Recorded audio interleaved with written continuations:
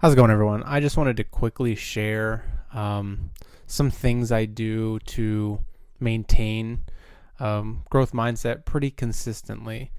Growth mindset is just that's obviously a state of mental growth, but the big thing is learning things and doing things well, and being in a state of mental growth comes down to believing that it is about the effort and the amount of time you put into that thing, and less about innate ability, genetics, and these other factors.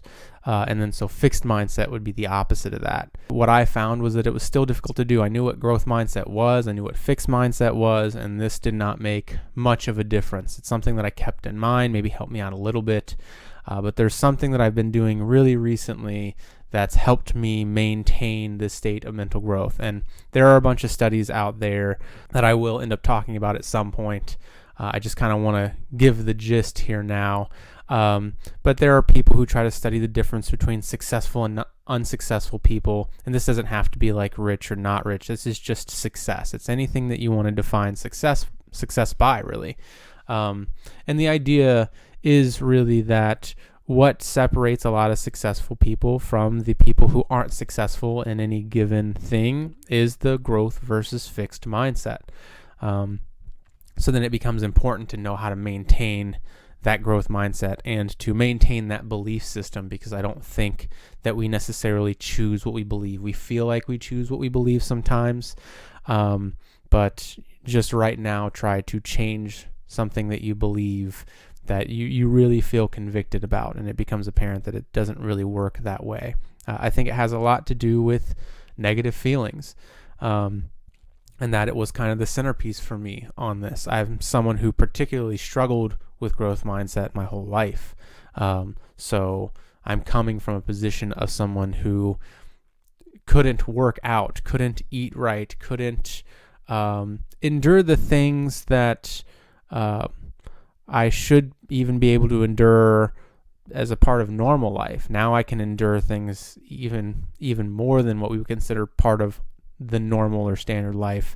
But before this thing, I couldn't even do that.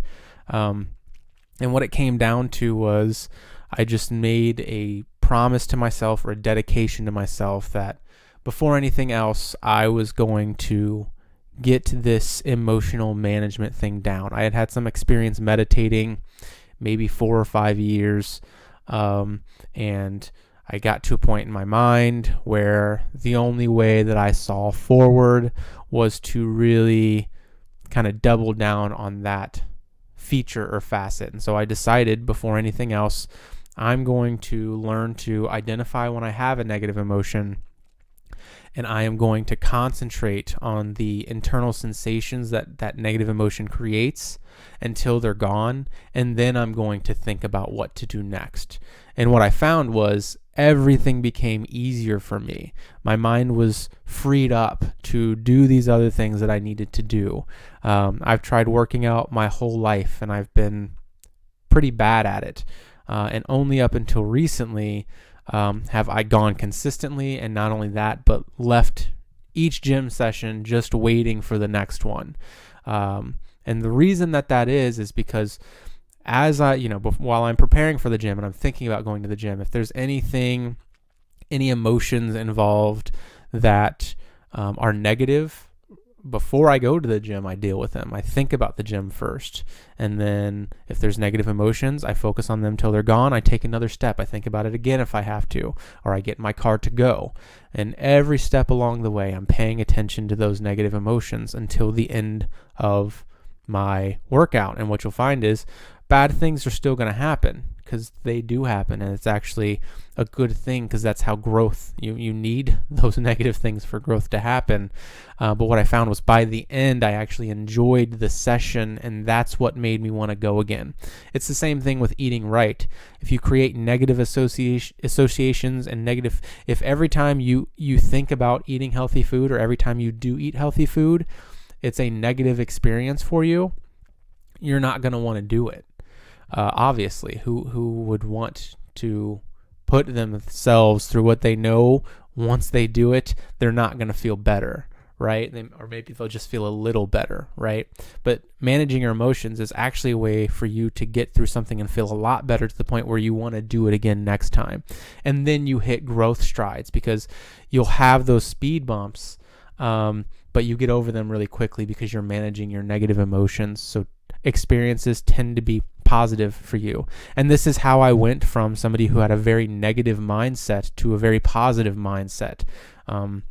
It turned out, oddly enough, is once you learned that skill, the world feels a lot better. It feels like a better place. The emotions paint this image that is different from the one that your mind tends to paint when it has negative emotions. So negative emotional management and growth mindset. If you want to get better at things quicker than you would in normal circumstances, what I would say, my suggestion would be to ask how you're dealing with the negative emotions around that thing first and see if that makes a difference. The only thing that I can say is, for me, it was an absolute difference. That was night and day. I went from somebody who didn't like to work out, didn't like to eat right, didn't know how to, was afraid of damn near everything, to someone who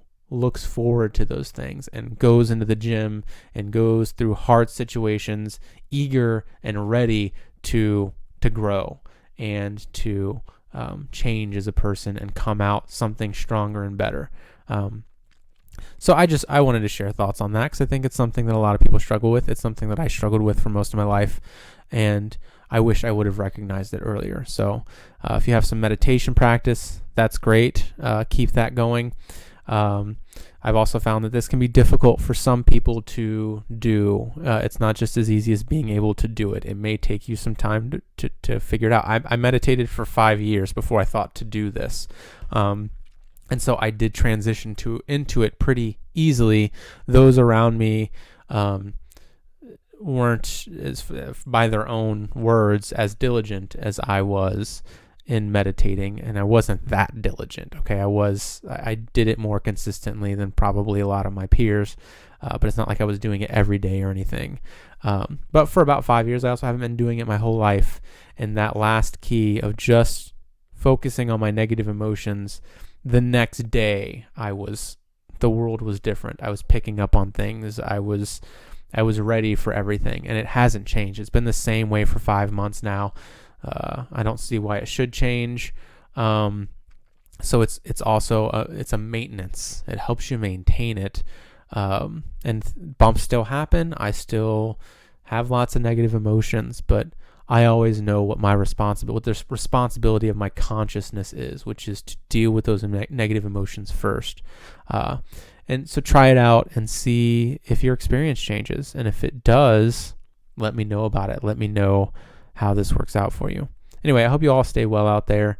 We also have a lot of negative things happening right now, and this might be a good time to test some of this out. If you have negative feelings about the virus that's going around, fear, anxiety, aggravation, right? Try focusing on your negative emotions and dealing with those first, and then thinking about these issues, and see if you get better about talking about people with them or thinking about them yourself. See if you understand them better, because I think maybe you'll find that you do.